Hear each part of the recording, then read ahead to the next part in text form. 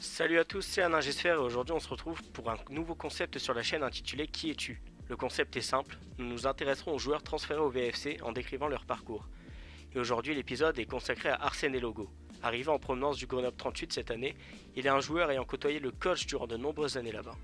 Joueur intéressant pour ses caractéristiques et son positionnement, il rejoint la longue liste des joueurs camerounais comme Roger Mila, Eugène Ekeke, Ndi Asembe, Vincent Aboubakar, Benjamin Goua, Gaëtan Bong ou encore plus récemment Benjamin Mukanjo ayant joué au VFC.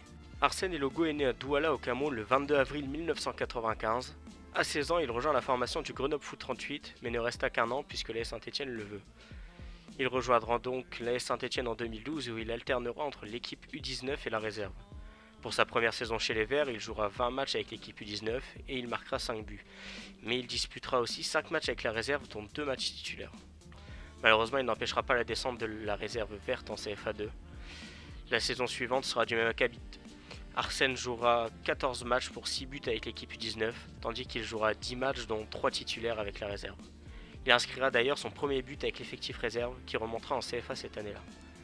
Durant la saison 2014-2015, il jouera exclusivement avec la réserve de la SS.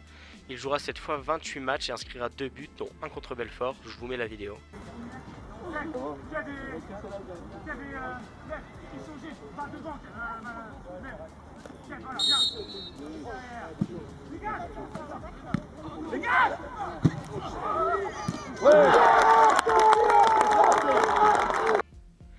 La réserve obtiendra son maintien puisqu'ils finiront 15e.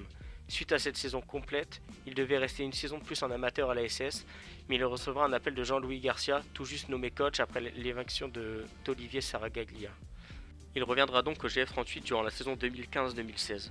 Le club des Alpes jouera donc la montée en National 1. Cette saison-là, Arsène Elogo jouera 29 matchs pour 3 buts, mais Grenoble finira deuxième derrière Lyon-Duchère, place non qualificative pour la montée.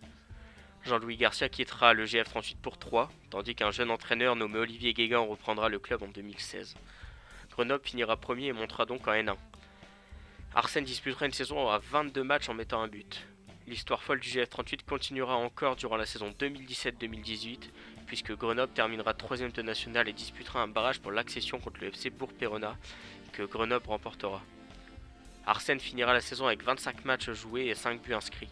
Il disputera ensuite 2 saisons de Ligue 2 avec le GF38 cumulant 56 matchs. Il rejoindra son ancien coach Olivier Guégan à Valenciennes durant l'été 2020. Il déclarera « Quand on arrive dans un nouveau club et qu'on connaît le mode de fonctionnement de l'entraîneur, c'est forcément un plus, on sait où on met les pieds. Tout s'est fait simplement et j'avais fait de Valenciennes ma priorité. Les discussions se sont très bien passées, j'ai senti que le club avait envie que je vienne. Pour un joueur, il n'y a rien de mieux que de se sentir désiré. À titre personnel, c'est un très bon challenge. » Arsène Elogo sera un véritable couteau suisse pour Olivier Guégan, car il est capable de jouer à de nombreux postes. Olivier Guégan à Grenoble l'avait quand même plus utilisé en tant que piston gauche, mais on pourrait aussi pourquoi pas le retrouver en tant que ailier gauche dans un 4-3-3 ou en milieu gauche dans un 4-4-2, voire même en tant que milieu central ou milieu offensif. Sa polyvalence fera probablement de lui un joueur important pour l'effectif d'Olivier Guégan cette saison.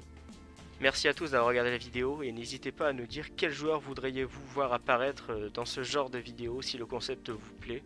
En attendant, je vous propose de liker la vidéo, de vous abonner et on se retrouve très vite pour une nouvelle vidéo de ce genre, pour la radio libre, pour les débriefs en direct. Donc à bientôt.